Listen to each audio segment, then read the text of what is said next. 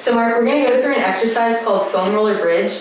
I really like foam roller bridge for cyclists because it helps engage your hamstrings and your calves at the same time, which is huge for generating power as you sweep the pedal up towards your hip, right? So it's really important for cyclists to be able to fire those hamstrings and those calves at the same time and to be able to generate power through that full range. So we actually do foam roller bridge in a couple different positions. We're gonna do it with your knees pretty much mostly bent, with your knees sort of a little bit in the mid-range bent, and with your knees mostly straight because you need good power generation in all of those phases to be a really rock star cyclist, right? Cool.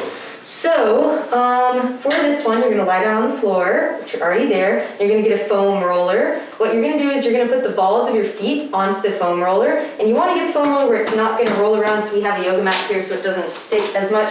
The easiest version of this is with your knees mostly bent, so we're gonna start with your knees mostly bent. For this one, Is this good here? that's perfect right there. For this one, to prepare, you're gonna take a breath in through your nose, and a breath out through your mouth, and you're gonna feel your ribs drop down as you're breathing out.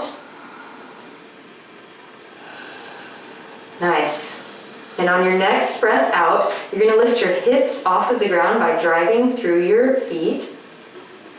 Good. Once your hips are off the ground, you're gonna make sure that your tail stays tucked, so do not let your back arch. Keep a nice round in your back. You should feel your hamstrings working. From here, you're going to push up through the balls of your feet to drive your heels up towards the ceiling. You'll feel calf working in tandem with hamstring. That's what we want. From here, Mark's doing a really good job. You can go to single leg. So you're gonna bring one knee to your chest, and you're gonna work really hard. Nice job. Work really hard. Do not lose that arch. You got it, you got it. Stay there, a couple more seconds. And go ahead and drop down. Awesome.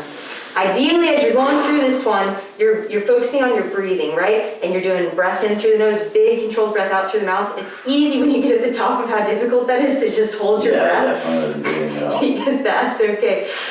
It's better for your body to keep breathing. That helps your brain connect better with those muscles and to connect like that. Those muscles should be like working hard while you're still breathing, right? Because when you're biking, it's important that even when you're exerting yourself at that top level, you're still breathing, so that your muscles can get oxygen. You don't pass out. Yeah.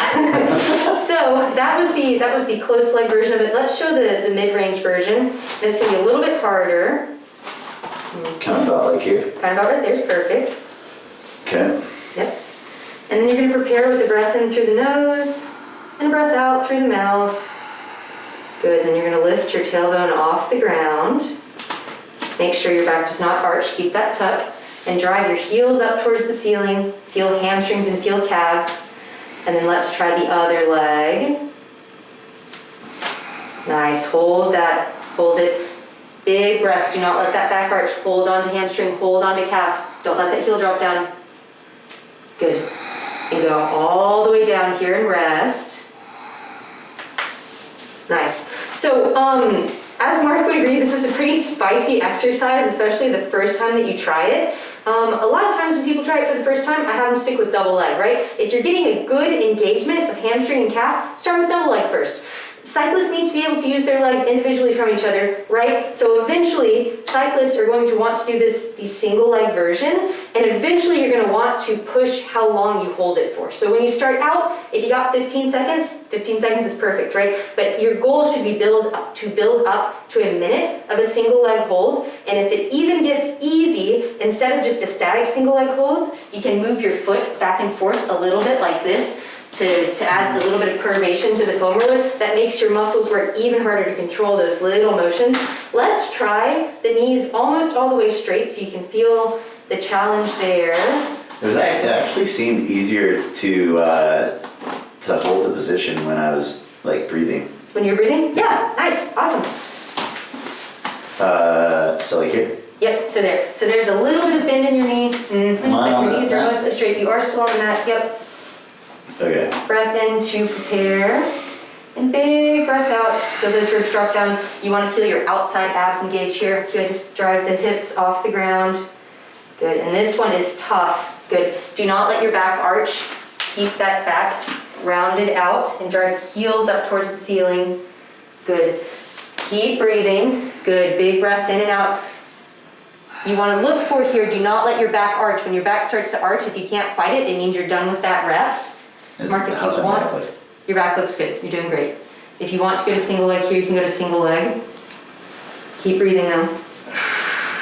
Nice, keep driving the heels up, do not lose the heels. Woo, nice work. Oh, man. You're gonna be sore tomorrow, probably. Yeah. How much? I guess you can only roll so much before you lose the foam roller, but You can. how much? Like, should you go to the heels or just little back and forths or?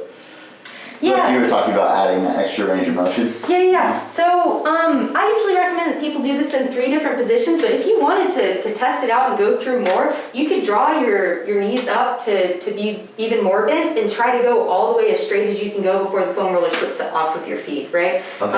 And when you add the little perturbations in, the little back and forths, you can do that at any range. Again, it's probably going to be easier when your knees are more bent because that's a smaller lever arm versus having your knees out all the way straight. That's a long lever arm to control for your hamstrings and for your calves. Yeah. Yeah, it's definitely like way harder when it's out like this. Definitely. Another really cool thing about this one is that it's awesome for sprinters, and that's whether you're sprinting as a cyclist or sprinting as a runner, because it helps stiffen up your tendons, and you need good, stiff, springy tendons to be a good sprinter and to really take off and generate that power. And the tendons that this one stiffens up are the Achilles tendon at the bottom of the calf here, and the hamstring tendon at the bottom of the thigh that attaches onto each side of your knee down here. So this one helps make your, yep, that's it right there, you can feel that guy. Right here? Mm-hmm. Yep, helps make your tendons nice and stiff, makes you a better sprinter, makes you more explosive. So powerhouse exercise, it's lovely. It's a little spicy on the first time, if it makes you sore, no worries. Definitely spicy. Definitely spicy.